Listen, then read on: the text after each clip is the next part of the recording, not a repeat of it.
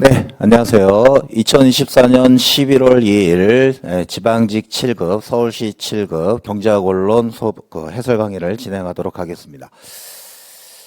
간단히 한번 말씀드리면 이미 이제 어느 정도 다 채점을 이렇게 이제 끝내신 입장일 텐데, 평이했다. 경제학 같은 경우에는 작년보다도 조금 이제 평이했고, 그 다음에 그 헌법이나 행정법 행정항에 비해서도 가장 기본적인 이론들을 물어보고, 특별하게 선택지에서 수험생들에게 트랩을 거는 정도로 혼동을 주는 지문들은 없었고, 기본적인 말 그대로 원론 수준에서 문제가 조금 출제가 되었습니다. 근데 그럼에도 불구하고 우리가 답을 고르기는 쉬웠는데 상대적으로 내년 국가직 7급을 대비하는 입장 혹은 지방직 7급을 대비했을 때 주는 시그널이 있습니다. 출제자가 명백하게 이런 식으로 앞으로 경제학을 출제를 하겠다라고 보여주는 문제들이 있으니 그 문제들을 중심으로 해서 한번 풀어가 보도록 하겠습니다. 그 다음에 또 하나는 뭐냐면 전문 과목이 도입된 이후에 피셋이 도입돼 가지고 전문 과목 2차 시험이 도입된 이후에 국가직 7급과 지방직 7급이 한 달 정도 혹은 한 달 반 정도 텀을 두고 나서 문제가 출제가 되는데 국가직 7급에서 출제되는 토픽들과 기조가 많이 상당 부분 지방직 7급으로 이렇게 넘어오게 되니까 내년에 서울시 7급이나 지방직 7급을 시험 보셨을 때는 당해 년도에 국가직 7급 한 달 정도 앞서서 시행이 되는 국가직 7급 문제를 철저하게 분석을 하게 된다 그러면은 조금 더 효율적으로 그 다음에 상대적으로 편안한 마음으로 시험에 임하실 수 있을 것입니다. 자, 본격적으로 한번 가보도록 하겠습니다. 1번 국내 총생산에 포함되는 것은 이 문제 같은 경우에는 국내 GDP는 간단한 거죠. 일정 기간 동안 일국에서 생산된 최종재화의 시장 가치입니다. 그리고 각 생산 단계에서 창출된 부가가치의 총합인데 빵의 재료로 사용된 밀가루의 가치, 이때 밀가루 같은 경우는 빵을 생산하기 위한 최종재화가 아니라 이쪽이 중간재가 되는 거죠. 그래서 중간재의 가치 조금 더 정확하게 쓴다 그러면 이게 이제 시장 가치가 될 텐데 중간재의 시장 가치는 GDP에 포함을 시키면 안 됩니다. 중간재 같은 경우에 GDP에 포함이 되려 그러면은 TR에서 TC를 뺀 창출된 부가가치만을 따로 집계를 해야 되는 거죠. 그래서 중간재라서 안 되고 가정주부의 가사노동에 대한 가치 만약 파출부라 그러면 포함이 되죠. 하지만 가사노동 같은 경우에는 가정주부의 가사노동 같은 경우에는 시장에서 객관적으로 평가가 되는 시장 가치가 형성이 돼 있지 않다. 그래서 포함이 되지 않습니다. 주택 소유주에게 지급되는 임대료, 우린 이런 임대료를 귀속임대료라 부르죠. 그래서 귀속임대료는 GDP에 포함이 됩니다. 지하경제에서 거래되는 재화의 판매 같은 경우에는 두 가지 관점, 시장 가치가 형성되어 있지 않고 또 하나 일국의 목적은 경제 성장입니다. 그러면 경제 성장을 할 때 만약 이런 지하경제를 포함시킨다 그러면 지하경제를 GDP를 늘리기 위해서 만약 포함이 되는 그 지하 경제를 계속 성장시킨다. 앞뒤가 맞지 않습니다. 그래서 두 가지 관점에서 지하 경제에서 거래되는 재화의 판매액은 GDP에 포함이 되지 않는다. 그래서 간단하게 기출 수준에서 충분히 커버할 수 있는 문제입니다. 그 다음에 2번 실업을 줄이기 위한 정책이 아닌 것은 이쪽에 나오는데 마찬가지입니다. 기출만 보더라도 굉장히 우리가 쉽게 찾아낼 수가 있죠. 그래서 실업의 종류는 실업의 유형은 이렇게 마, 개, 구, 경으로 들어갑니다. 마찰적 실업, 계절적 실업, 구조적 실업, 경기적 실업이죠. 그 다음에 마찰적 실업은 일자리를 탐색하는 과정에서 그래서 탐색적 실업 그리고 자발적 실업이다. 그래서 마찰적 실업 같은 경우에는 최초에 일자리 매칭이 잘못되어 있는 겁니다. 그래서 파레토 비효율적인 일자리 매칭을 효율적으로 만들어가는 과정에서 구직자 같은 경우에는 최초에 이렇게 W 이꼴 P 곱하기 MPL로 들어갈 때 자신의 한계 생산물 가치보다 낮은 임금을 받게 되는 거죠. 그래서 더 높은 임금을 얻기 위하여 일자리를 탐색하는 과정에서 발생하는 실업. 그러면 그 일자리를 탐색하는 과정을 줄이기 위해서는 고용 정보를 고시하는 홈페이지 정보를 제공하고 고용 박람회 개최하고, 그래서 1번과 4번은 마찰적 실업에 대한 해결책이 된다. 그 다음에 직업훈련에 대한 보조금을 지급한다. 대표적으로 구조적 실업 같은 경우에는 구조적 실업을 구성하는 건 첫 번째, 산업 구조의 변화. 산업 구조의 변화 같은 경우에는 뭐 농업혁명, 산업혁명 이렇게 생각하시면 되겠습니다. 정보혁명. 성장하는 부문이 이렇게 있고, 그 다음에 쇠퇴하는 부문이 있다.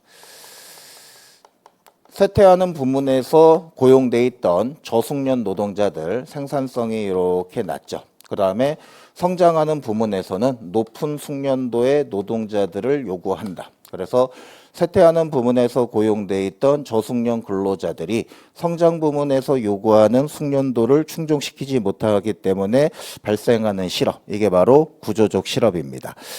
구조적 실업 중에 산업 구조의 변화예요. 따라서 직업훈련학원에 보조금을 지급함으로써 직업훈련을 활성화시키게 되면 산업 구조의 변화 과정에서 발생하는 구조적 실업을 일정 부분 완화시킬 수가 있습니다. 3번 같은 경우에 실업자에게 실업급여를 지급하면 이때 실업급여는 직관적으로 실업급여가 도입이 되고 확대가 된다. 일자리 탐색을 부담 없이 더 늘릴 수가 있게 됩니다. 요 실업급여는 이쪽과 관련돼 있습니다. 마찰적 실업, 탐색적 실업인데 우리가 노동경제학을 배우게 된다 그러면은 일자리 탐색 과정에서 일자리를 탐색하는데 발생하는 편익의 증가분, 평생소득의 현재가치 증가분과 비용의 증가분, 일자리 탐색 비용을 비교해서 MR과 MC가 일치하도록 최적의 일자리 탐색 기간을 설정하게 된다. 그런데 실업급여를 지급하게 되면 일자리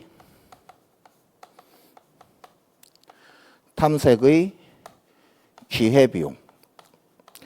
기회비용이 감소하게 되는 거죠. 즉 일자리 탐색의 한계 비용이 하락하게 된다. 그러면 부담 없이 일자리 탐색 기간을 더 늘리게 됩니다. 따라서 실업급여를 지급하게 되면 일자리 탐색 기간이, 구직활동 기간이 증가하게 된다. 자, 그 다음에 3번으로 한번 가보도록 하겠습니다. 경기 침체 상황에서 정부 또는 중앙은행이 경기를 회복시키기 위해 시행하는 정책이 아닌 것은, 정부가 시행하는 정책은 우리가 AD 곡선을 우측으로 이동시켜야 됩니다. AD 곡선이 우측으로 이동시키기 위해선 IS 곡선의 우측 이동이 있어야 된다. 그러려면 확장적 재정 정책이 있는 거죠. 그래서 정부 지출을 증가시키고 그 다음 조세를 감면시키게 되면, 재정 지출을 증가시키게 되면은 IS 곡선 오른쪽으로 가고, 그 다음에 조세를 감면하게 되면 승수 효과만큼 오른쪽으로 IS 곡선이 이동을 하게 됩니다. 그 다음에 중앙은행이 실시하는 정책, 이게 바로 확장적 통화정책입니다. 그 경우에는 LN 곡선을 우측으로 이동시켜야 된다. LN 곡선을 우측으로 이동시키게 되는 확장적 통화정책이 있는데, 통화 승수는 본원 통화분의 통화 공급량입니다. 그러면 여기서 통화 공급량은 통화 승수 곱하기 본원 통화로 들어가게 되는 거죠. 그래서 공개시장에서 국채를 매각을 하게 되면 반대급부로 통화 공급이 중앙은행으로 흘러 들어가게 됩니다. 따라서 공개시장에서 국채를 매각하게 되면 본원 통화가 감소하게 되죠. 본원 통화가 감소하게 되면 통화 공급량도 줄어들게 된다. 그래서 LN 곡선의 좌측 이동, 이쪽이 틀렸습니다. 지급 준비율이 인하가 된다. 그러면 통화 승수는 C 플러스 라지 지분의 C 플러스 D, 그 다음에 이쪽이 C 플러스 G 곱하기 1 마이너스 C분의 1 혹은 K 플러스 G분의 K 플러스 1로 들어가게 됩니다. 이쪽은 현금 통화 비율, 총 통화 공급량에서 현금 통화가 차지하는 비율, 이쪽은 예금 통화에서 현금 통화가 차지하는 비율이 되는 거죠. 이때 지급 준비율이 인하가 된다. 지급 준비율이 인하가 되면 통화 승수가 커지게 됩니다. 통화 승수가 커지게 돼서 이렇게 통화 승수가 커지게 되면 통화 공급량도 증가를 하게 되는 거죠. 직관적으로 지급 준비율이 인하된다는 얘기는 예금에서 지급 준비금이 차지하는 비율이 작아지게 된다. 은행의 대출 여력, 신용 창조 과정이 확대가 됩니다. 자, 그리고 4번으로 한번 가보도록 하겠습니다. 국제경제학에서 두 문제가 나왔는데 국제무역론 하나, 금융론 파트 하나가 나왔는데 상대적으로 국제무역론은 굉장히 간단한 얘기가 나와서 간단하게 문제가 출제가 되었습니다. 보겠습니다. 유일한 생산 요소인 노동을 투입할 때 우선 기본적으로 리카르도의 비교 이론은 2-1이 되는 거죠. 2국 2제와 1 생산 요소입니다.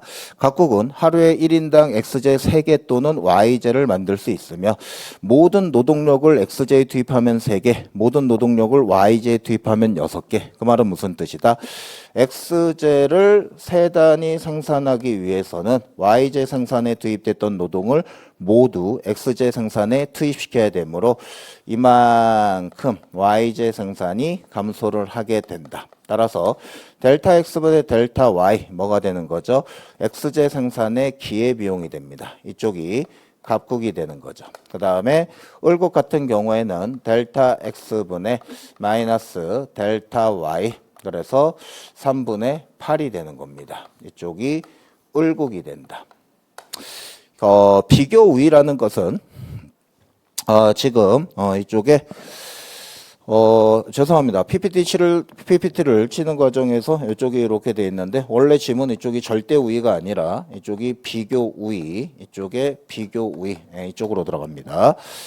그래서 각국 같은 경우에는 X제 생산의 기회비용이 이렇게 3분의 6, 2가 되는 거고 그 다음에 이쪽은 3분의 8이다. 그럼 리카르도의 비교 우위론에 따르면 해당 재화를 생산하는 기회비용이 작을수록 해당 재화 생산에 비교 우위를 갖게 되는 거죠. 따라서 각국은 X제 생산의 기회비용이 작기 때문에 X제 생산에 비교 우위를 갖게 됩니다. 그러면 역수로 들어가게 되면 을국 같은 경우에는 Y제 생산에 비교 우위를 갖게 된다. 그 다음 절대 우위 같은 경우에는 동일한 한 단위 재화를 생산하는데 투입되는 노동량이 작으면 작을수록 역으로 생각하면 똑같은 노동자 한 명이 생산하는 재화가 많으면 많을수록 절대 우위를 갖게 되는 겁니다. 따라서 각국은 한 명의 노동자가 하루에 X제 3개를 생산하고 그 다음에 을국은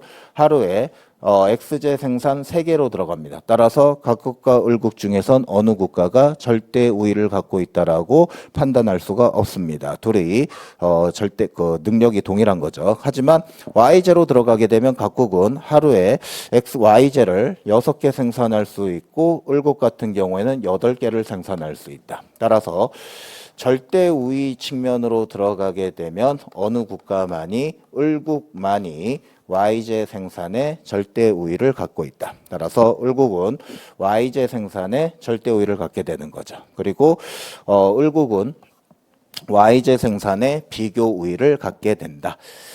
네, 이쪽으로 들어가게 됩니다. 자, 그래서 답은 이렇게 쉽게 찾을 수 있고 죄송합니다. 타이핑 치는 과정에서 이쪽이 비교 우위로 들어가는데 절대 우위가 잘못 들어가 있습니다. 자, 그 다음에 5번으로 가보도록 하겠습니다. 시장 실패에 대한 설명으로 옳지 않은 것. 그러니까 이런 문제가 굉장히 국가직이 끝나고 한 달 남짓 걸려서 보는 지방직 서울시의 특징인데 국가직에서도 시장 실패가 그대로 나왔어요. 근데 그때 그 국가직에서는 기출지문 선지가 뭐였냐면 시장 실패는 정부 실패의 충분 조건이다. 그렇게 나왔습니다. 그때 그 지문이 틀렸어요. 어떤 지문이냐면 시장 실패는 정부 개입의 필요 조건입니다. 정부가 개입해서 시장 실패를 교정할 수 있다는 거죠. 하지만 정부가 개입하게 됐을 때 주로 조세를 사용합니다. 그럼 조세를 사용하게 되면 상대 가격의 왜곡이 발생해서 자원 배분이 더욱 비효율적으로 발생할 수 있다. 따라서 시장 실패가 정부 개입의 충분 조건은 아닙니다. 충분 조건이 되려면 정부가 개입하게 되면 100% 완전하게 시장 실패를 규정해서 파레토 비효율적인 자원 배분을 파레토 효율적인 자원 배분으로 이동시킬 수 있어야 돼요.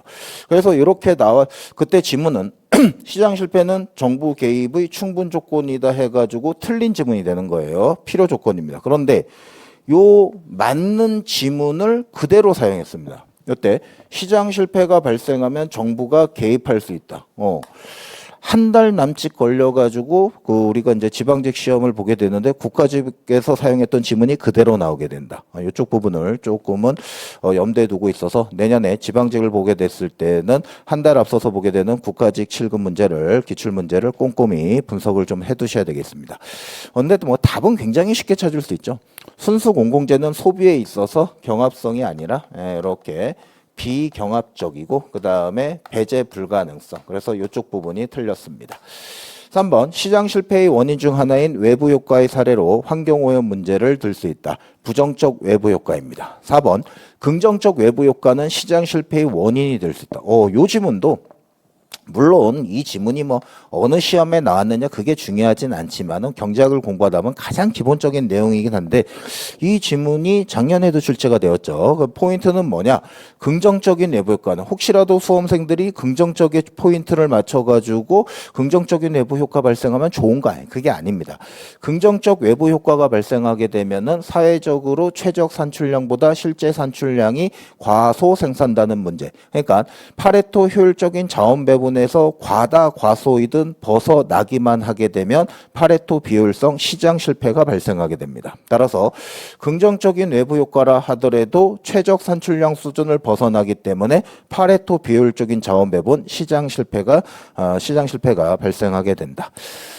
자, 그리고 6번으로 가보도록 하겠습니다. 공공사업의 비용 편익 분석에 대한 설명으로 옳지 않은 것은 말은 공공사업의 비용 편익 분석이지만은 그 안을 보게 되면은 공공사업 투자와 관련돼 있죠. 그래서 고전학파의 현재 가치법이 있습니다. 고전학파의 현재 가치법은 뭐가 되냐면 NPV가 있어요. 순편익이 되는 거죠. 그 다음에 이쪽이 이렇게 R로 들어가게 됩니다. 그 다음에 순편익은 편익 마이너스 비용으로 이렇게 들어가는 거죠. 그리고 이 편익 마이너스 비용이 0보다 크다. 그렇게 되면 투자를 증가시키게 되는 겁니다. 그리고 이 편익을 계산할 때는 미래 수익의 현재 가치로 들어가는 거죠. 그래서 시그마 이만큼의 매년 R만큼의 투자는 자본을 구매하는 행위니까 매년 R만큼의 렌트가 발생하게 된다. 그러면 얘를 1 플러스 R로 현재 가치화 해주는 거죠. 그 다음에 I는 1부터 N까지 수익 회수 기간이 발생하게 됩니다. 따라서 R이 상승을 하게 되면 미래 수익의 현재 가치가 하락하기 때문에 이렇게 편익이 감소를 하게 되고 그 작아진 편익이 비용보다 작게 된다 그러면 즉 NPV가 순현재 가치가 0보다 작아지게 된다면 투자를 줄이게 된다. 따라서 투자는 이자율의 감소함수이다. 이쪽으로 들어가게 됩니다. 그러면 첫 번째 편익 비용 비율이 1보다 클 때 우리는 간단하게 생각하시면 돼요. 편익이 비용보다 크다면 투자를 하는 겁니다. 투자를 늘리는 겁니다. 그러면 얘는 어떻게 들어가는 거냐면 지금 편익 비용 비율이 되는 거예요. 그러면 비용을 오른쪽으로 넘기도록 하십시오. 이렇게 비용이 되는 거죠. 그 다음에 좌변과 우변을 비용으로 나눠줍니다. 그럼 이쪽은 비용분의 편익이 되는 거고 이쪽이 1이 되는 거죠. 따라서 비용분의 편익 비용 비율이 1보다 클 때 공공사업은 경제적 타당성을 확보한다. 그 다음 순편익의 현재 가치가 0보다 클 때 같은 얘기입니다. 1번과 3번이 같은 얘기가 되는 거죠. 그리고 내부 수익률이 0보다 클 때 이게 바로 포인트입니다. 내부 수익률이 0보다 클 때 고전학파는 현재가치법을 이용해서 투자가 이자율의 감소함수라는 걸 보여주는 거고 케인즈의 내부 수익률법이 있습니다. 케인즈의 내부 수익률법은 케인즈의 내부 수익률법이 있는데 내부 수익률이라는 것 자체가 무엇을 의미하는 거냐면 NPV, 투자의 수년제 가치를 0으로 만들어주는 할인율을 우리는 내부 수익률, 기업가의 예상 투자 수익, 그다음에 혹은 투자의 한계 효율 이렇게 부르는 거죠. 그다음에 이쪽이 편익의 관점이에요. 그다음에 투자를 하기 위해서는 자본을 구매하기 위해서 자본을 대여를 해야 됩니다. 자본을 수요를 합니다. 그러면 자본 한 단위당 기회비용 이자율이 되는 거죠. 따라서 내부 수익률과 시장 이자율, 이쪽이 편익의 관점이고 이쪽에 비용의 관점이다. 그래서 둘이 이렇게 같을 때 상대적으로 비용이 증가를 하게 되면, 즉 시장 이자율이 상승해서 비용이 상승을 하게 되면은 편익보다 비용이 크기 때문에 투자가 감소하게 된다. 내부 수익률이 0보다 클 때, 아니죠. 뭐보다? R보다 클 때입니다. 내부 수익률이 시장 이자율보다. 그 다음에 4번 공공사업의 편익은 직접 편익과 간접 편익으로 공공재의 개념입니다. 넘어가도록 하겠습니다. 7번 거시경제를 유량 변수와 저량 변수로 구분할 때 저량 변수에 해당하는 것은 많이 이쪽이 그 유량과 저량은 경제학에서 경제 원론에서 가장 기본적인 문제인데 이렇게 생각하시면 돼요. 우리가 보통 Y를 이렇게 이제 GDP로 측정을 하게 됩니다. 그 다음에 이 GDP를 어느 측면으로 들어가게 되냐면은 지출 측면에서 GDP를 측정하는 거예요. 국민소득 3면 등가의 법칙에 의하게 되면 생산, 분배, 지출 어느 측면에서 GDP를 측정하더라도 항상 동일한 값, 국민소득 3면 등가의 법칙이 성립하게 되는데 이 GDP라는 것은 기본적으로 일정 기간 대한민국 2024년 1월 1일부터 12월 30일까지 일정 기간, 즉 유량을 일정 기간을 전제로 한 개념이기 때문에 유량, 플로우에 해당하는 겁니다. 이쪽이 유량이에요. 그런데 이 지출 측면으로 들어가게 되면은 지출을 구성하는 건 가계의 소비 지출, 그 다음에 기업의 투자 지출, 그 다음에 정부의 재정 지출, 그 다음에 해외 부문에서 해외 부문의 국내 생산된 재화에 대한 소비, 투자, 재정 지출을 모두 합친 수출 마이너스 수입, 이렇게 구성이 되는 거죠. 그럼 요걸 보게 되면 항등식이에요. 그러면은 좌변이 유량이니 우변도 뭐가 되는 거다? 유량이 되는 거다. 따라서 국민소득, 경상수지, 순수출 뭐에 해당하는 거다? 유량에 해당하는 겁니다. 그리고 실업자 수, 그 다음에 통화량, 그리고 외환 보유고, 일정 시점에서 거시경제 지표를 측정하는 지수입니다. 인덱스입니다. 따라서 실업자 수, 통화량, 외환 보유고는 대표적인 저량 변수이다. 자, 그 다음에 8번 재정의 자동 안정화 장치. 반복적으로 말씀드립니다. 이 8번 문제도 한 달 전에 본 국가직 7급에서 그대로 시험에 출제가 되었어요. 그대로 나왔습니다. 그때는 소득세와 실업보험 더 자세하게 나왔어요. 자동 안정화 장치의 예로는 소득세와 실업보험이 있다. 그러면 여기는 기본 토픽이 상위 개념이 시차의 문제입니다. 시차 같은 경우에 재정정책 같은 경우에는 내부 시차가 있고 그 다음에 외부 시차가 존재하게 되는데 재정정책은 내부 시차가 길어요. 어떤 사회 문제가 발생하게 되었을 때 그것을 정책으로 인식을 하고 시행, 집행할 때까지 걸리는 내부 시차가 오랫동안 소요됩니다. 하지만 외부 시차는 굉장히 짧죠. 왜 그렇다? Y는 C 플러스 I 플러스 G로 들어가니까 G가 증가하게 되면 다이렉트로 Y가 증가를 하게 됩니다. 정책이 시행되었을 때 국민소득에 미치는 효과, 독립변수, 종속변수에 미치는 효과가 다이렉트로 발생하게 된다. 외부 시차가 짧다. 그 다음에 통화정책 같은 경우에는 역으로 내부 시차가 짧고 외부 시차가 깁니다. 그래서 이런 외부 시차가 길 뿐만 아니라 불분명하고 불확실하다. 그래서 그걸 분석하는 게 통화정책의 파급 경로가 되는 거죠. 자, 재정정책 같은 경우에는 내부 시차가 긴 문제점이 존재하기 때문에 적시에 정책을 시행할 타이밍을 놓칠 수가 있어요. 이걸 방지하고자 일정한 조건이 충족이 된다 그러면 예를 들어서 소득이 0에서 3천만 원까지는 세율이 0%이고 3천만 원을 넘어서 3천만 원에서 5천만 원까지는 10%, 즉 누진세제도라 했을 때 최초의 소득이 2천만 원이었습니다. 그러다 경기가 과열이 되었어요. 경기 호황으로 들어가서 Y 소득이 4천만 원으로 증가하게 되면은 3천만 원을 넘어서게 되면서 즉 조건을 충족하게 되는 거죠. 그럼 자동적으로 세율 10%로 해서 누출이 확대된다. 그런 식으로 경기 안정화를 추구합니다. 즉 재정의 자동 안정화 장치는 재정 정책의 긴 내부 시차를 보완하는 해결책이 되는 겁니다. 재정 당국이 의도적으로 정책에 개입하지 않더라도 그렇죠. 일정 조건을 충족하게 되면 자동적으로 그래서 내부 시차를 줄이는 거예요. 소득 증가에 따라 세율이 높아질수록 누진세를 얘기하는 겁니다. 자동 안정화 장치는 더욱 강력하게 나타난다.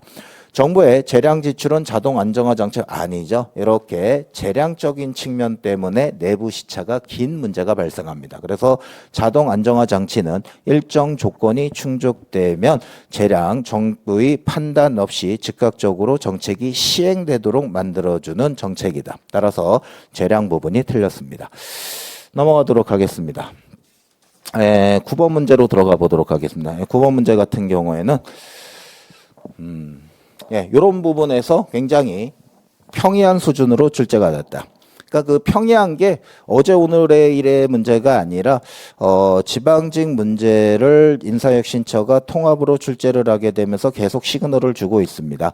지방직 또한 국가직처럼 경제학을 공부했으면 좋겠다. 그래서 명칭이 아예 그냥 경제학 원론인 거죠. 원론. 그래서 이거는 어느 정도만 공부를 하더라도 큰 어려움 없이 쉽게 풀 수가 있는 문제입니다. x제에 대한 수요 함수가 q는 100-p로 들어가게 됩니다. 그럼 우리가 이걸 역수요 함수로 바꿉니다. p는 100-qd로 이렇게 들어가는 거죠. 그래서 이쪽으로 이렇게 들어가 가지고 이쪽이 q 역수요 함수 p는 100-qd로 들어갑니다. 이게 바로 수요 함수가 되는 거죠. 그리고 독점 기업은 시장 전체의 수요 곡선을 오롯이 자신만의 수요 곡선으로 인식하기 때문에 모든 기업들은 시장의 경쟁성과 무관하게 자신을 향한 수요 곡선을 AR 평균 수익 곡선으로 인식을 한다. 그러면 판매량이 증가를 할수록 평균 수입이 하락을 한다. 그 말은 MR이 AR보다 하방에 위치한다는 뜻이죠. 그리고 MR은 정확하게 수요 곡선과 수직 절표는 똑같고 기울기만 이렇게 2배로 들어가게 됩니다. 그 다음에 기업의 이윤 극대화 행동 원리는 뭐가 되는 거냐면은 MR 이퀄 MC가 되는 거죠. 그래서 평균 비용, 요거는 조금 살짝 그냥 트랩이라 하기도 그렇고 그냥 이렇게 조금은 혼동을 준다. 그래서 집어넣은 거고 여기서 우리가 필요한 건 한계 비용이 되는 거죠. 그래서 MR 이퀄 이렇게 MC로 들어가게 되면은 MC는 얼마가 된다? 이쪽이 30 지금 현재 이렇게 40이 되는 거죠. 그래서 MR 이퀄 MC를 풀어주게 되면 EQ는 60이 되기 때문에 생산량은 얼마가 된다? 이렇게 30이 됩니다. 이쪽에 MC 굳이 그래프로 잡아줄 필요도 없겠지만 이렇게 MC가 이렇게 40이 되는 거죠. MR과 MC가 만나게 되는 A 지점에서 이윤 극대화를 달성하는 산출량 이렇게 30을 결정을 하고 소비자가 최대로 지불할 용의가 있는 시장 수요 곡선 상에서 최대 가격을 설정하게 된다. 그러면 수요 곡선에다가 이렇게 30을 대입을 하게 되면 생산자 가격, 시장의 판매 가격은 이렇게 70으로 도출이 됩니다. 자, 그리고 10번 문제로 들어갑니다. 10번 문제는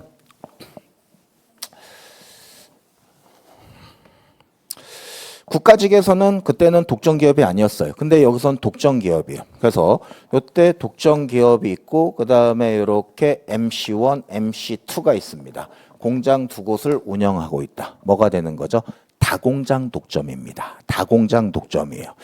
그래서 이쪽으로 다공장 독점으로 들어가고 다공장 독점의 이윤 극대화 균형 조건은 뭐가 되냐면 MC1 equal MC2 equal MR이 되는 겁니다. 그런데 MC가 지금 MC1과 MC2가 서로 달라요. 그리고 상수가 아닙니다. 즉 우리는 시장 전체의 이윤국대화를 달성하는 MC와 MR을 이퀄로 놓고 MC를 찾아내야 되는데 아무리 봐도 MR이 주어져 있지 않아요. 그래서 조금 혼동할 수는 있는데 그게 필요가 없다. 왜 그러냐면 기업이 두 공장에서 X제를 140단위 생산한다고 했습니다. 그러니까 방정식이 두 개가 이미 완성이 됐어요. 뭐가 되냐면 X제를 140단위니까 Q1 플러스 Q2는 이렇게 140이 되는 거죠.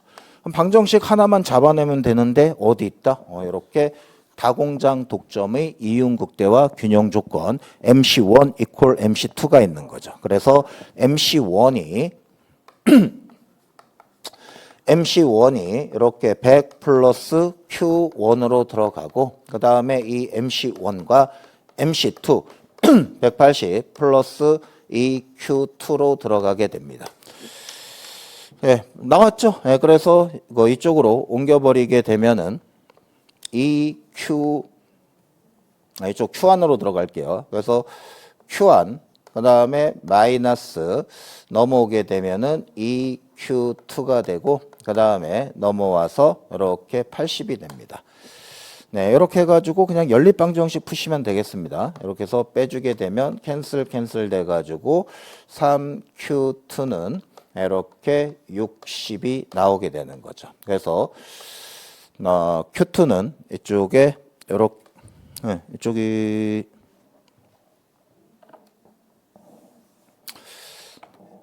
지금 여기서 요거 하나만 다시 한번 가보도록 하겠습니다. 네, 더하기가 지금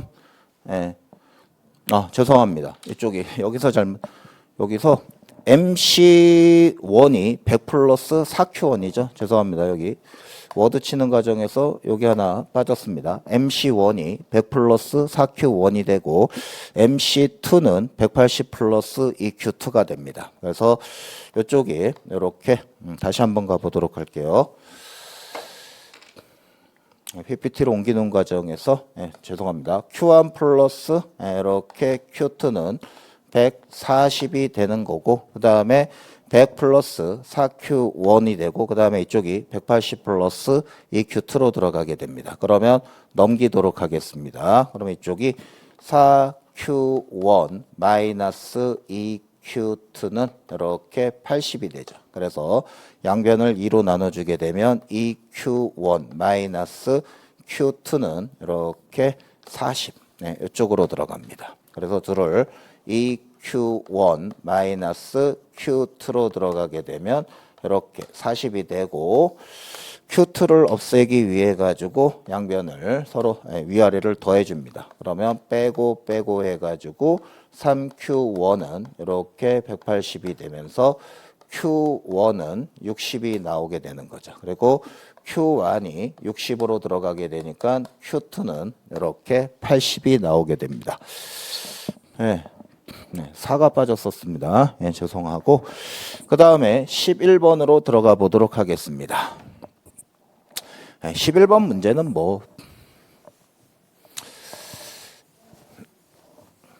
제발 지방자치론 하지 말고 경제학 원론 선택해달라라는 간절함이 느껴질 정도로 이렇게 너무 평이하게 모든 생산 요소의 투입량이 2배가 되었을 때 생산량이 2배보다 더 많아지는 경우 이게 바로 규모에 대한 수익과 관련되어 있는 거죠. 그래서 규모에 대한 수익의 개념이 이렇게 있습니다. 그래서 Q0는 F of L, K인데 규모에 대한 수익은 무슨 뜻이냐면 모든 생산 요소를 똑같이 T배만큼 증가시켰을 때 그래서 Q1은 F of TL, TK로 이렇게 들어가요. 그리고 요 Q1이랑 뭐랑 비교하는 거다? T 곱하기 Q0랑 비교를 하는 거죠. 그래서 둘이 같다. 무슨 뜻이다? L과 K를 T배만큼 증가시킵니다. 그러면 비용도 T배만큼 증가하게 되는 거예요. 그때 수익, 생산량도 T배만큼 증가하게 되면 규모에 대한 수익, 불변이 되는 거고 이렇게 커지게 되면 체증이 되고 이렇게 되면 체감이 되는 거죠. 그래서 생산 요소의 투입량이 2배가 되었을 때, 이렇게 2배가 되었을 때 생산량이 2배보다 많아지게 되면 규모에 대한 수익 체증 이렇게 들어갑니다. 자, 그 다음에 넘어가도록 하겠습니다. 12번으로 들어가 보도록 하겠습니다. 네, 12번 보게 되면 완전 경쟁 시장에서 어느 기업의 비용 함수는 TC 플러스 이쪽에도 요게 빠졌습니다. 이렇게 Q 제곱이 되는 거죠. 어느 기업의 비용 함수 TC는 Q 제곱 플러스 100이다. 이 기업의 장기 균형에서 가격과 생산량을 바르게 연결한 것은 장기 균형입니다. 이쪽으로 장기 균형으로 들어가는 거예요. 그래서 장기 균형으로 들어가게 되면 이쪽이 TC가 지금 현재 Q 제곱 플러스 이렇게 100으로 들어가게 되는 거죠. 그러면 MC는 이렇게 EQ로 들어가요. 이렇게 해가지고 MR 이퀄 MC 이렇게 구하려고 봤더니 MR도 주어지지 않고 이거 못 풀죠. 이렇게 가시면 안 됩니다. 그러니까 시험장에서 아까 시험 보고 온 학생이 이거 어떻게 푸느냐 이렇게 했는데 포인트는 뭐가 되냐면 이쪽에 장기 균형이죠. 이쪽이 장기 균형입니다. 그래서 장기 균형으로 들어가게 되면 이렇게 뭐가 된다? LAC가 U자 형태로 들어가게 됩니다. 그리고 LAC의 최저점인 요 지점에서 LAC가 최저점인 요 스타 지점에서 바로 장기 균형에 도달하게 되고 이때 바로 장기 균형의 산출량이 나오게 되고 그리고 그때 LAC에다가 요 Q 스타를 대입을 하게 되면 요 LAC가 바로 무엇과 같아지게 된다? 시장 균형과 같아지게 된다. 왜 그러냐면 완전 경쟁 시장으로 들어가게 되면 초과 이윤이 0이 돼야 됩니다. 초과 이윤이라는 것은 TR-TC로 들어가고 TR은 P 곱하기 Q로 들어가고 그 다음에 TC는 이렇게 AC분의 AC는 이렇게 Q분의 TC가 되는 거죠. 그래서 AC는 Q분의 TC니까 TC는 AC 곱하기 Q로 들어갑니다. 마이너스 AC 곱하기 Q로 들어가요. 그리고 Q로 묶어주게 되면 P 마이너스 AC 곱하기 Q이다. 그리고 장기 균형으로 들어가게 되면 개별 기업들이 더 이상 진입이나 퇴거가 이루어지지 않습니다. 개별 기업들이 진입을 한 파이가 양수다. 그렇게 되면은 그 시장에 존재하는 초과 이윤을 바라보고 외부에서 진입이 이루어지니 생산량이 확대되어서 P가 하락하게 돼요. 그래서 이렇게 파이가 0이 되는 거고 역으로 그 시장에 존재하게 되는 개별 기업들이 손실을 보고 있다. 그러면 퇴거를 합니다. 그러면 공급이 감소를 하게 되니까 P가 상승하게 되면서 파이가 0이 되는 거죠. 어쨌든 장기 균형으로 들어가면 P와 AC가 같다. 이렇게 LAC가 됩니다. 그런 의미에서 LAC의 최소점이 바로 시장 균형 가격이 되는 거죠. 그러면 이제 다 됐습니다. 뭐를 구하시면 되는 거냐면 LAC를 구하시면 되겠습니다. 그래서 LAC는 Q분의 죄송합니다. Q분의 TC로 들어가니까 Q분의 Q제곱 그 다음에 플러스 Q분의 100으로 들어가는 거죠. 그래서 이쪽이 Q 플러스 이렇게 Q분의 100이 됩니다. 이게 어떻게 해서 이렇게 U자 형태가 되는 거죠? 보게 되면 간단하게 이렇게 Q가 있고 그 다음에 이쪽이 AC가 이렇게 있는 겁니다. 그러면 LAC는 Q, 원점에서 뻗어나오는 직선, 얘가 바로 LAC1은 Q가 되는 거죠. 그 다음에 Q분의 100 같은 경우에는 이렇게 직각상 곡선이 되는 겁니다. 그래서 LAC2는 이렇게 Q분의 100이 되는 거죠. 그러면 LAC1과 LAC2를 합치게 되면 직선과 직각상 곡선을 합치게 되면 요 위쪽에서 이렇게 LAC가 형성이 되는 겁니다. 그리고 이 LAC의 최저점을 구하려면 얘를 어떻게 하면 된다? 미분을 해주시면 되겠습니다. 그래서 이 같은 경우에는 Q 플러스 그 다음에 이쪽은 100 곱하기 Q의 마이너스 1제곱이 되는 거죠.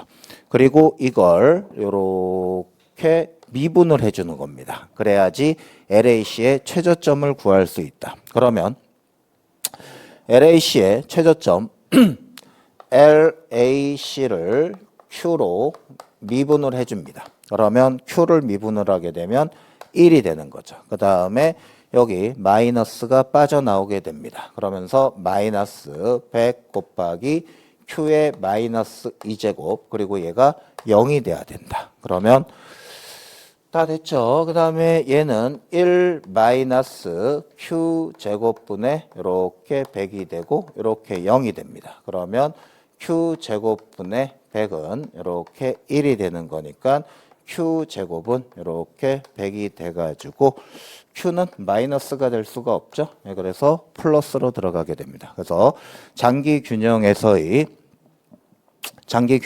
생산량은 얼마가 된다? 이렇게 10이 되는 거죠.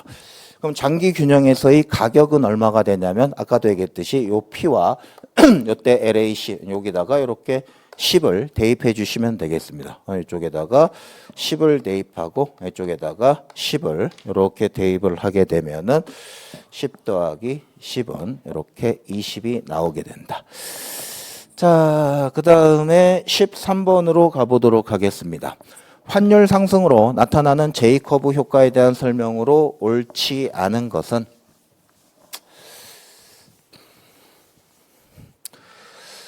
제이커브 효과라는 것은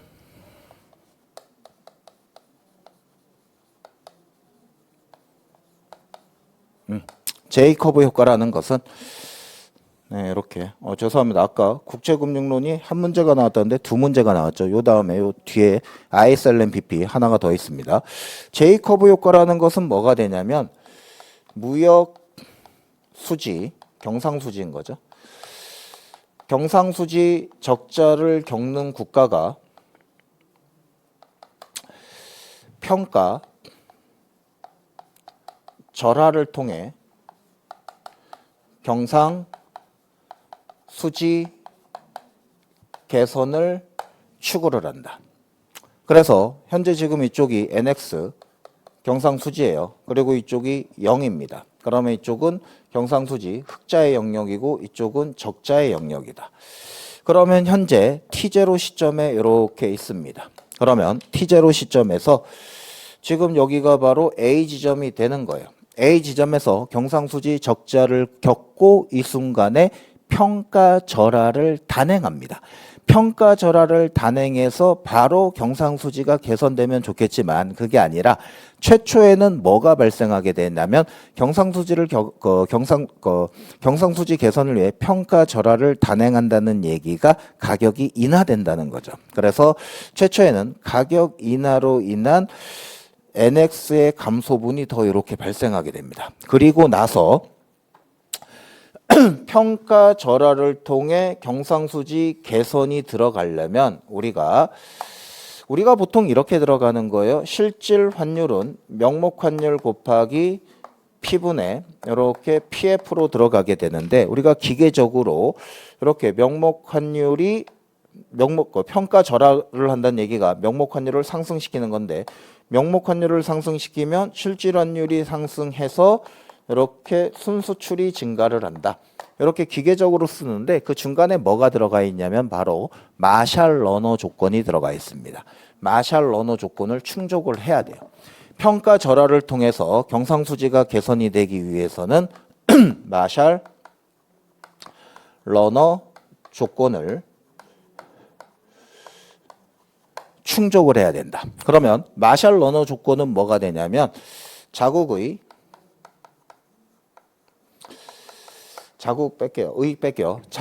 수입 수요의 가격 탄력성 더하기 외국의 수입 수요의 가격 탄력성, 요 두 개의 합이 1보다 커야지만 평가 절하를 통해서 경상수지가 개선되는 효과를 기대할 수 있습니다. 그리고 외국의 수입 수요의 가격 탄력성을 우리 자국의 관점으로 들어가게 되면 외국의 수입은 자국 입장에선 수출이 되는 거죠. 그래서 자국의 수출의 가격 탄력성, 혹은 수출 공급, 이렇게 들어가도 되는데, 이것보다는 좀 약간 이건 기계적으로 맞춰 들어가는 거. 어쨌든, 평가 절하를 단행했을 때 마샬 러너 조건, 이 조건을 충족해야지 경상수지를 개선할 수 있다. 즉, 평가 절하를 단행하게 되면은 이런 경상수지가 개선되기 전에 최초에는 가격 인하를 통한 경상수지 악화가 초반에 잠깐 발생합니다. 그리고 나서 마샬 러너 조건을 통해 가지고 이렇게 경상수지가 개선되는 거죠. 따라서 제이커브 효과는 마샬 러너 조건을 전제로 하고 있습니다. 자, 그리고 14번으로 가보도록 하겠습니다. 솔로우 모형의 황금률에 대하여 계속 주는 거예요. 경제학 원론 이렇게 쉽게 날 테니까는 공부를 해라, 선택을 해라 입니다. 솔로우 황금률 뭐다? 1인당 소비를 극대화시키는 균제 상태를 얘기합니다. 더 이상 설명할 것도 없고, 그 다음에 15번으로 들어가 보도록 하겠습니다. 15번 같은 경우가 문제는 굉장히 쉬웠어요. 답은 보지도 않고 볼 필요도 없이 IS 곡선이니까 IS는 I가 인베스트먼트고 그 다음에 S는 세이빙이죠. 세이빙으로 들어가서 생산물 시장의 균형을 달성하는 R과 Y의 조합을 연결한 궤적입니다. 그러니 실질화폐 잔고에 대한 수요와 공급이 일치하는 거, 이쪽은 LM 곡선과 관련돼 있어요. 리퀴더티. 그래서 볼 것도 없이 답은 4번인데 출제자가 시그널을 주는 겁니다. 뭐가 되냐면 이렇게 공부를 해라. 만약 여기서 4번 선지를 빼고 1, 2, 3에서 하나를 틀어버리게 되면 난이도가 확 올라갑니다. 상급 문제가 되는 거예요. 그럼 뭐냐? 우리가 보통 이제 IS 곡선 투자로 들어가게 되는데 투자 같은 경우에는 두 개로 나눠지게 이렇게 구분을 할 수 있어요. 실현된 투자는 계획된 투자 플러스 의도치 않은 재고 증가, 이렇게 구성이 됩니다. 그래서 우리가 보통 계획된 투자라는 것은 사전적 투자, 의도를 얘기하는 거예요. 그 다음에 실현된 투자라는 것은 사후적 투자입니다. 수요 곡선도 그렇고 공급 곡선도 그렇고 실제로 실현된 게 아니다. 주어진 가격 수준에서 효용 극대화, 이용 극대화를 달성하는 최적의 소비량 생산량에 대한 의도를 나타내는 거예요. 마찬가지로 IS도 마찬가지로 이렇게 주어진 이자율 수준에서의 계획된 지출과 실제 지출, 이쪽을 얘기하는 겁니다. 그래서 IS 곡선상의 그거는 계획된 지출과 실제 지출이 이렇게 일치하고 계획된 지출과 총소득이 일치하게 되는 거죠. 그 다음에 의도하지 않은 재고의 변화가 발생하게 된다. 실현된 투자와 계획된 투자를 맞춰주는 오차항에 해당하는 게 의도치 않은 재고 증가입니다. 그래서 이 관점이 굉장히 난이도가 있는 지문인데 실제로 답은 굉장히 쉽게 찾을 수 있도록 4번으로 이렇게 들어갔어요. 그래서 포인트는 내년에 국가직을 대비로 했을 때 이쪽 부분을 초점을 맞춰가지고 조금 더 올해 이제 프리드만의 국가직에서 프리드만의 신합 횟수량들도 마찬가지인 거죠. 이론을 계속 깊게 물어보고 있습니다. 그래서 이쪽 부분에 초점을 맞춰서 공부 방향을 세워야 된다. 자, 그리고 16번 문제로 가보도록 하겠습니다. 16번 문제로 들어가게 되면 동질적 재화를 생산하는 두 기업만 존재하는 복점 시장에 역수요 함수가 이렇게 되어 있습니다. 그러면서 P는 60-2Q 그 다음에 이렇게 들어가는데 만약 기업의 한계 비용이 이렇게 서로 다른 형태로 주어졌다 그러면 우리는 각 기업의 등이은 반응 곡선, 이은 함수를 통해서 반응 곡선을 도출하고 그 반응 곡선을 연립해가지고 Q1과 Q2를 찾아내야 되는 거예요. 그런데 참 고맙게도 1번 기업과 2번 기업의 MC가 이렇게 동일하다고 주어졌습니다. 그러면 이렇게 동일할 경우에는 꾸르노 기업 같은 경우에는 예를 들어서 Q 꾸르노입니다.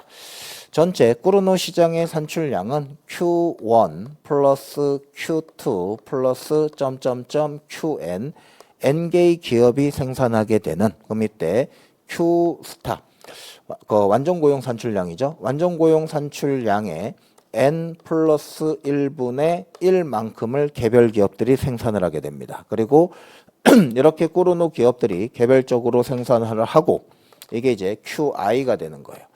그 다음에 여기다가 N개의 기업이 존재를 하게 됩니다. 그러면 꾸르노 시장 전체의 생산량은 뭐가 되냐면 완전 고용 산출량의 완전 경쟁 시장 산출량의 N 플러스 1분의 N 이렇게 들어가는 거죠.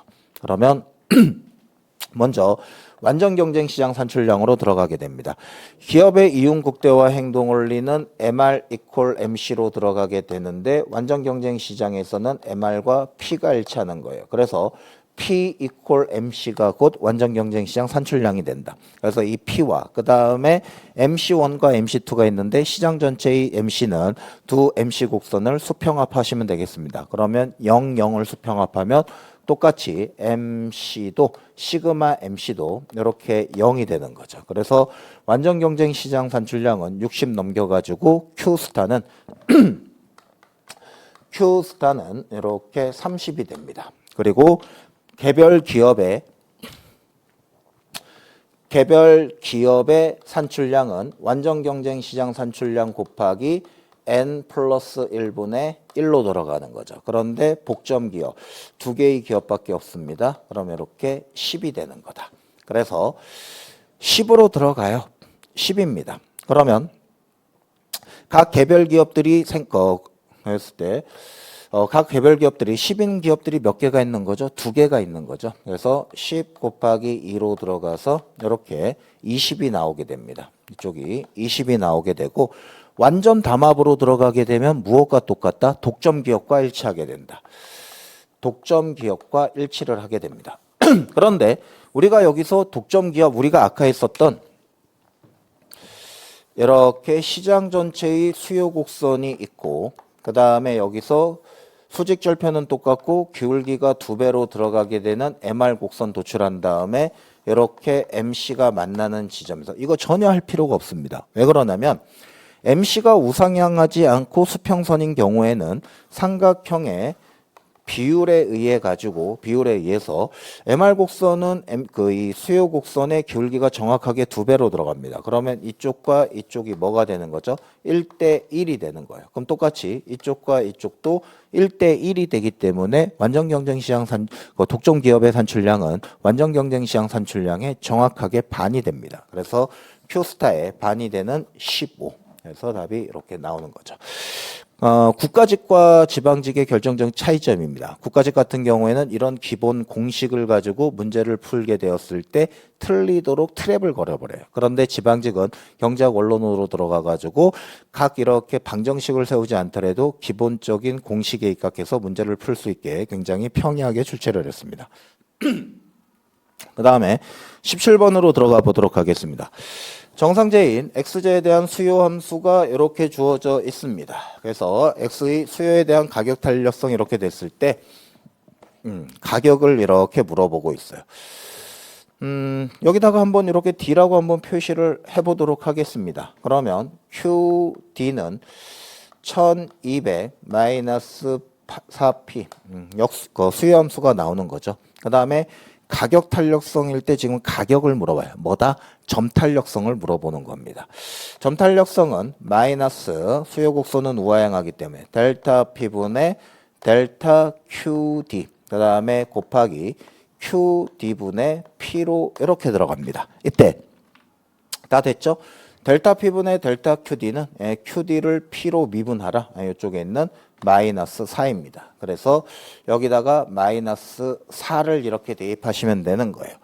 그리고 이때 수요의 가격 탄력성이 2분의 1이라고 그랬습니다. 그런데 2분의 1을 만들어주는 가격을 찾으라는 거예요. 그런데 변수가 Q와 P인 거죠. 모르네. 하나로 가시면 되겠습니다. Q와 P 중에서 우리는 P를 찾고 있는 거예요. 그러면 Q를 뭐로 치환해준다? P로 치환을 해주시면 되겠습니다. 그래서 Q에다가 이렇게 1200 마이너스 4P를 대입을 하시면 되겠습니다. 그럼 이제 다 됐죠. 이쪽 다시 한번 깔끔하게 쓰면은 마이너스 없어져서 플러스니까 4 곱하기 그 다음에 1200과 4P가 있습니다. 그럼 앞에서 4로 이렇게 묶어주시고 300 마이너스 P 이렇게 들어가고 위쪽에 P가 있고 그 다음에 이쪽에 2분의 1이 이렇게 들어가게 됩니다. 그러면 캔슬 이렇게 들어가 가지고 이쪽은 300 마이너스 P는 이렇게 2P로 이렇게 들어가게 되는 거죠. 그러면서 계산을 해주시게 되면 P는 3P는 300이니까 이렇게 100 이렇게 나옵니다. 가장 기본적인 점탄력성을 물어보는 문제입니다. 그 다음에 18번으로 가보도록 하겠습니다. 화폐금융정책운영체계에서 물가안정 목표제에 대한 설명으로 옳지 않은 것은 그러니까 이런 부분이 국가직과 지방직의 난이도 차이입니다. 이게 바로 만약 국가직이었다 그러면 이게 테일러 준칙이나 이쪽으로 나왔어야 돼요. 근데 지방직이니까 그냥 평이하게 그다음에 냉정하게 말하면 요거는 뭐 조금은 경제학적인 배경 지식이 없더라도 그냥 요 안에 선지에서만 이렇게 말이 나오죠. 화폐금융정책운영체계에서 물가안정 목표제에 대한 설명으로 옳지 않은 것은 중앙은행이 일정 기간 동안 달성해야 할 물가상승률 목표치를 명목 기준 지표로 그렇죠.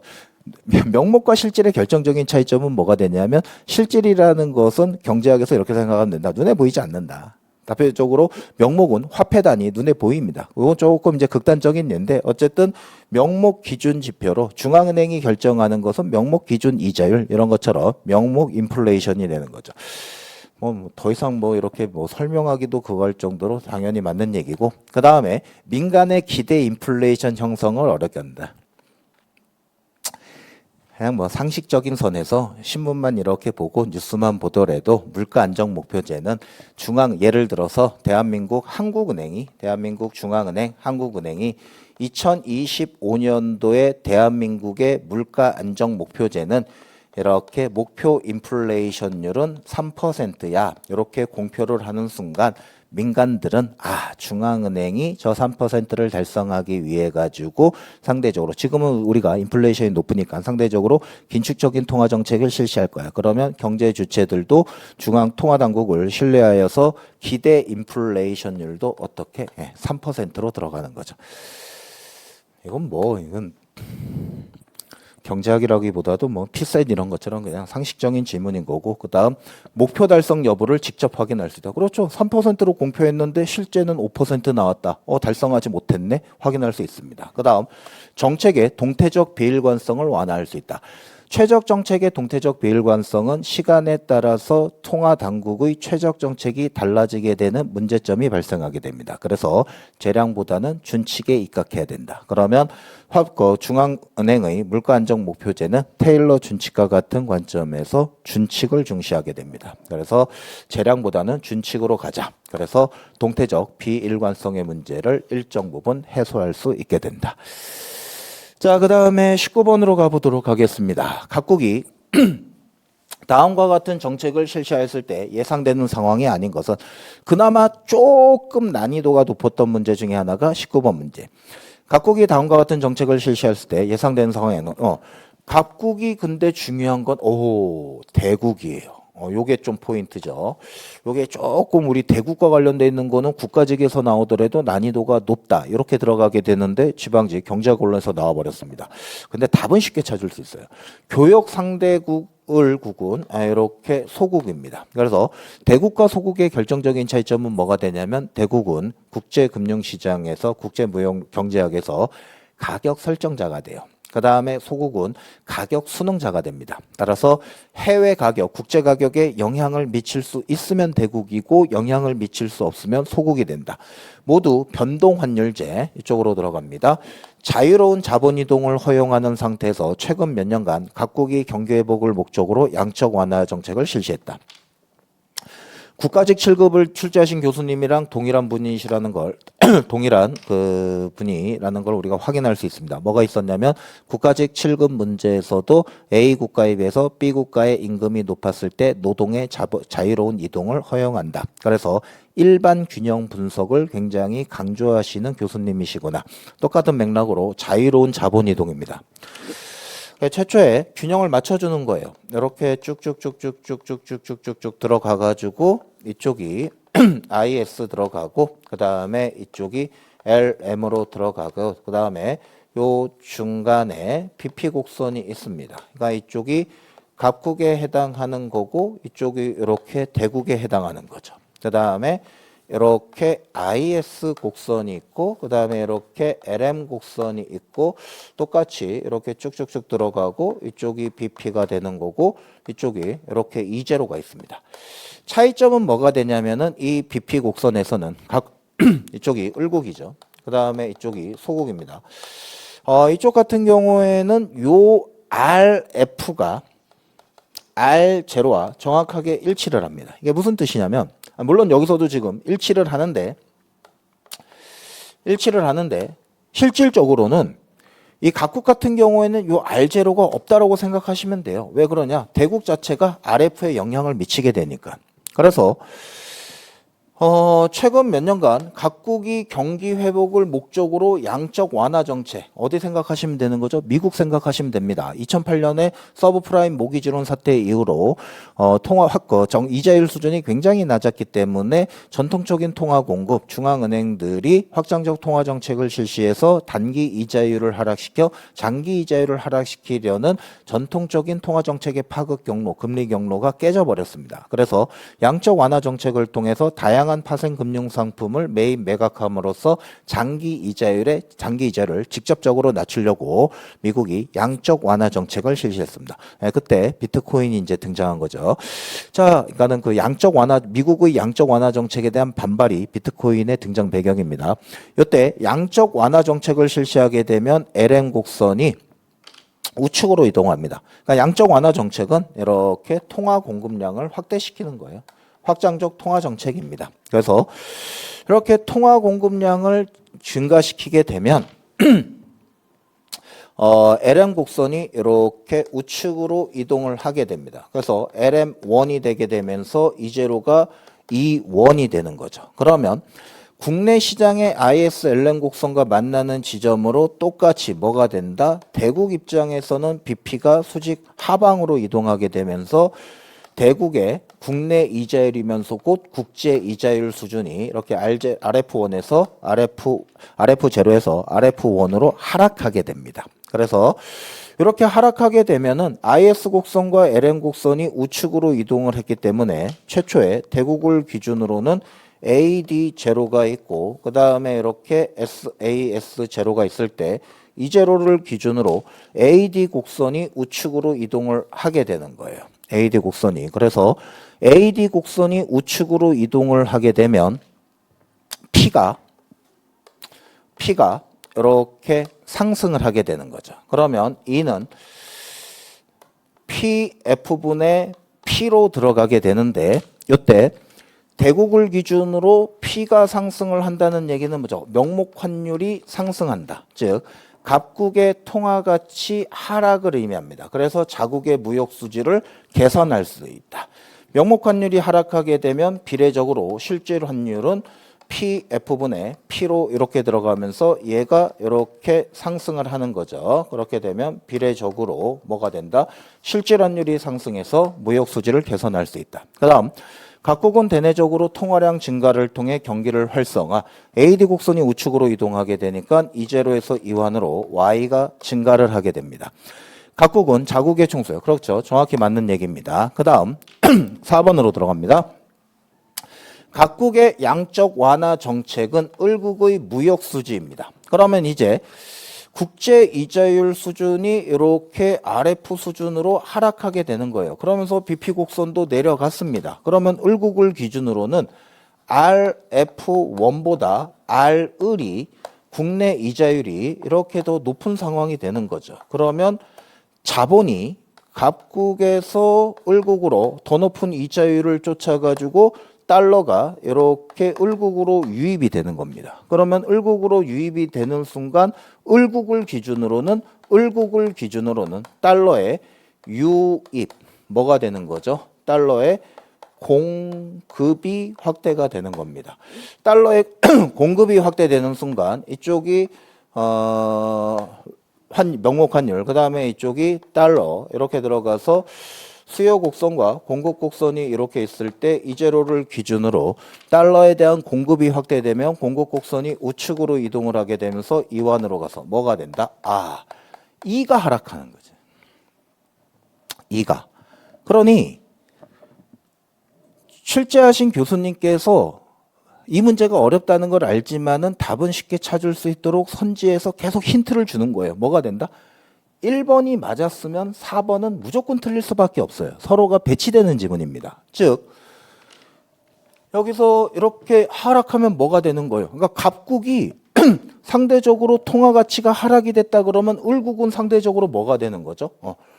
통화 가치가 지금 갑국과 을국밖에 없기 때문에 이쪽이 하락이면 상대적으로 이쪽은 상승이 되는 거죠. 통화 가치가 상승한다는 얘기가 바로 뭐예요? 명목 환율이 상승하는 거죠. 명목 환율이 상승하게 되면 실질 환율 죄송합니다. 이쪽이 명목 환율이 하락한다는 얘기죠. 하락한다는 얘기니까 실질 환율이 하락하게 돼서 순수출이 감소하게 되고 무역 수지 적자를 가져오게 된다. 네, 명목 환율이 하락하게 됩니다. 그래서 19번 문제 마찬가지로 지문 문제 자체는 굉장히 난이도가 있는 지문이었지만 답 자체는 쉽게 찾을 수가 있었습니다. 그 다음에 20번 문제로 가보도록 하겠습니다. 네, 20번. 2021년도 피셋이 도입된 이후에 20번과 같은 문제가 단 한 해도 국가직과 지방직 모두 각각 단 한 해도 빠진 적이 없이 매년 출제되고 있다. 가장 기본적인 소비자의 효용 극대화 행동 원리로 들어가게 됩니다. 따라서 subject to m equal px 곱하기 x 플러스 py 곱하기 y로 들어가고 그 다음에 max u equal f of x, y로 들어갑니다. 소비자는 주어진 예산 제약 하에서 효용 극대화를 달성하는 최적의 x제와 y제를 선택하게 된다. 그래가지고 이쪽이 px가 지금 8이고 py가 이렇게 2가 들어가고 그 다음에 m은 48이 되는 거고 그 다음에 u는 x의 0.5제곱 곱하기 y의 0.5제곱. 그래서 소비자의 효용 극대화 균형 조건 MRS XY equal py분의 px를 이용해서 문제를 푸는 게 가장 기본적이지만 이렇게 하게 되면 시간이 상당히 소요된다. 그래서 기본 이론을 공부했을 때 이걸 바탕으로 해서 수요 곡선의 정의, 수요 함수의 정의, 주어진 가격에서 소비자의 효용 극대화를 달성하는 최적 소비량 조합을 연결한 궤적. 즉 우리는 이미 배웠습니다. 뭐를 배웠냐면 효용 함수가 x의 알파 제곱 곱하기 y의 베타 제곱이라는 알파 플러스 베타차 효용 함수일 경우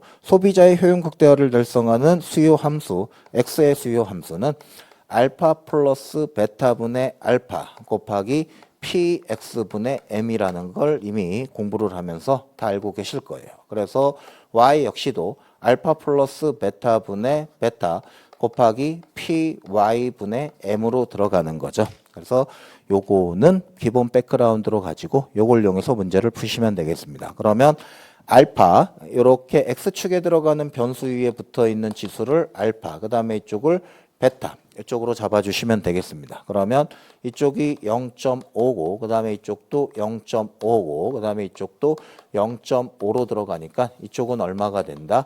2분의 1이 되는 거죠. 그 다음에 m은 이렇게 48이 되고 px는 지금 현재 8이 되니까 x는 6이 나오는 겁니다. 같은 식으로 계산을 하게 되면은 이쪽이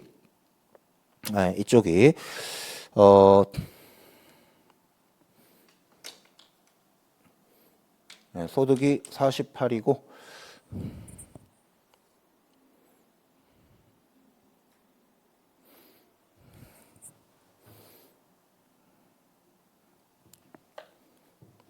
죄송합니다.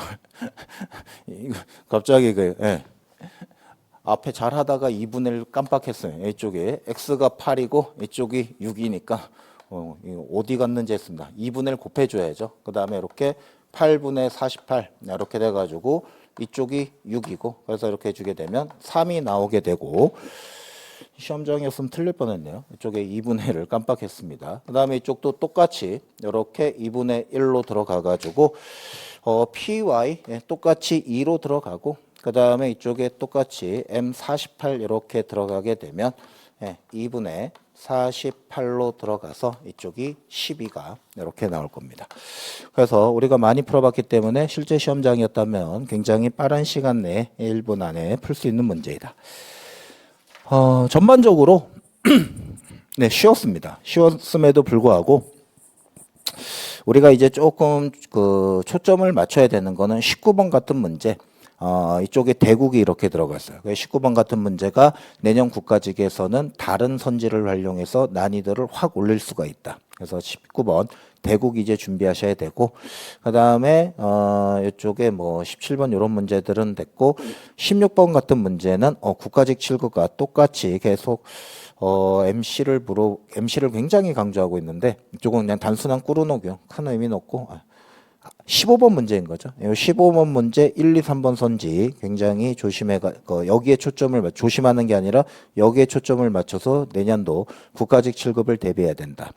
그 다음에 13번 문제 같은 경우도 조금 살짝 가장 기본적으로 단순 암기가 아니라 그 연결고리인 전제 조건, 마샬 러너 조건. 그 다음에 12번 같은 문제 기본적인 문제고 그 다음에 10번 같은 문제 다공장 독점 큰 어려움 없이 이렇게 문제를 풀 수 있을 거고 그 다음에 8번 국가직에서 나왔던 문제 그대로 나오고 이렇게 들어갔고 됐고 그 다음에 뭐 4번 이쪽으로 됐고 됐습니다. 이 정도 해가지고 난이도가 그렇게 높진 않았음에도 불구하고 시험은 굉장히 잘 보셨을 겁니다. 그런데 내년 국가직 시험을 대비할 때 어떻게 우리가 준비를 해야 되는지 지방직 7급을 통해서 조금 참고 도움을 얻으셨으면 좋겠습니다.